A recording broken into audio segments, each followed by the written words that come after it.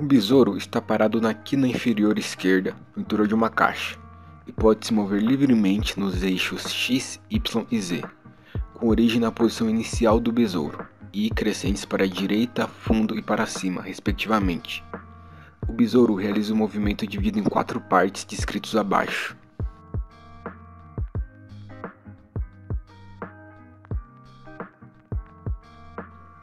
Bem, primeiramente o que a gente deve calcular?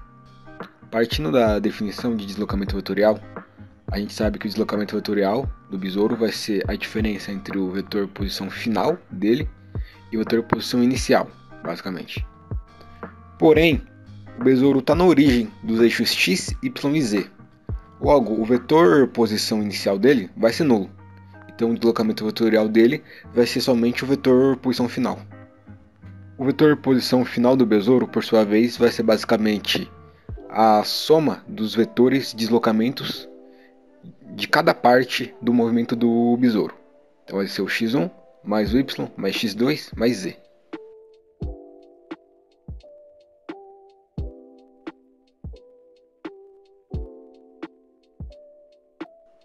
Primeira parte, se move 8 cm para a direita. Depois se move 3 cm para cima. Depois 2 cm para a esquerda. E por fim 4 cm para o fundo. A gente escreveu de antemão o vetor posição final como a soma dos vetores de deslocamento na ordem que eles foram realizados. Então a gente vai usar algumas propriedades da adição para organizar melhor essa soma que a gente está fazendo. Basicamente, pela propriedade comutativa, diz que a ordem das parcelas de uma soma não altera o seu valor. Então a gente pode escrever essa soma de vetores da seguinte maneira. Agora, pela propriedade associativa da soma, a gente pode agrupar as parcelas de uma soma da maneira que a gente achar melhor, sem que isso altere o seu valor. Então vou escolher agrupar o vetor x1 e o vetor x2.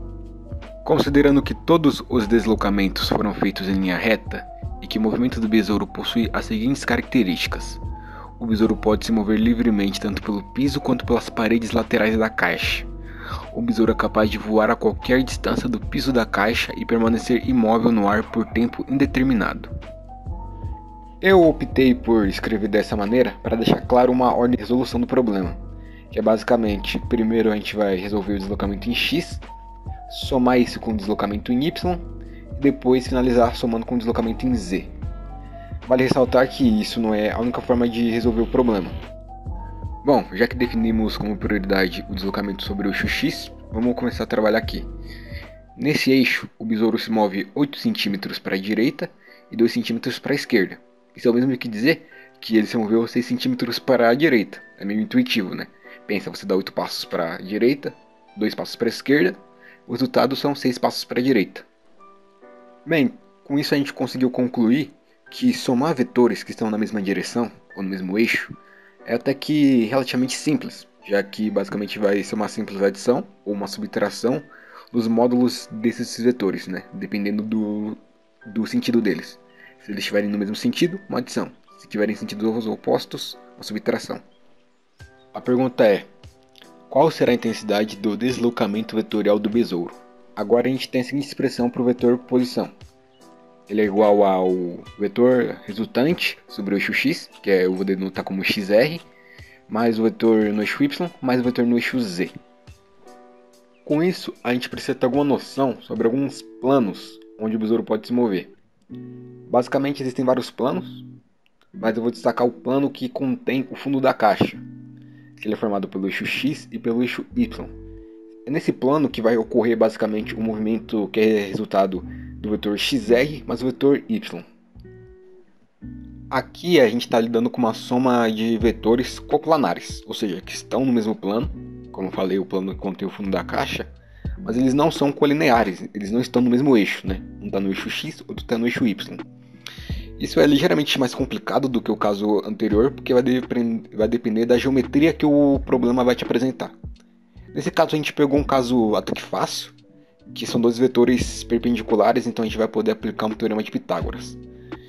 Isso vai resultar que o vetor resultante de x e y ao quadrado é igual à soma dos quadrados dos vetores em x e dos vetores em y.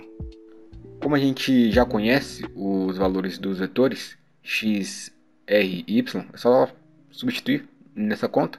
Vai ficar 6 ao quadrado mais 4 ao quadrado é igual a 52. Agora vem a parte mais complicada do problema, que é a parte envolvendo a tridimensionalidade, basicamente as três dimensões, que é a gente somar esse vetor resultante de xy com o deslocamento no eixo z. Esse caso é mais complicado do que o caso anterior, por conta da tridimensionalidade do problema. Novamente, a solução ainda vai depender da geometria que o problema está te apresentando, mas nesse caso a gente pegou uma situação simples, que são dois vetores perpendiculares, formando 90 graus, como a gente vai conseguir ver a seguir. Como vocês podem ver na imagem que está aparecendo na tela, representando o deslocamento do vetor sobre o fundo da caixa, nos eixos x e y. A gente pode notar que esse vetor ele é perpendicular ao deslocamento z.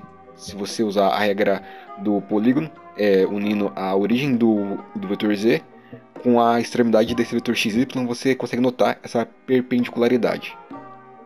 Agora, o vídeo que vocês estão vendo meio que ilustra o deslocamento z do besouro na mesma perspectiva de alguém que está no fundo da caixa. Ou seja, vocês estão vendo no mesmo ponto de vista do eixo XY, basicamente.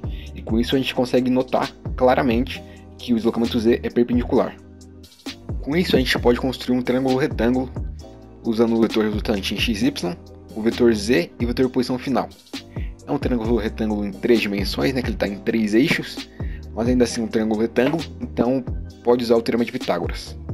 Aplicando o teorema de Pitágoras, a gente pode escrever que o vetor posição final ao quadrado é igual ao vetor resultante em xy ao quadrado mais o vetor z ao quadrado.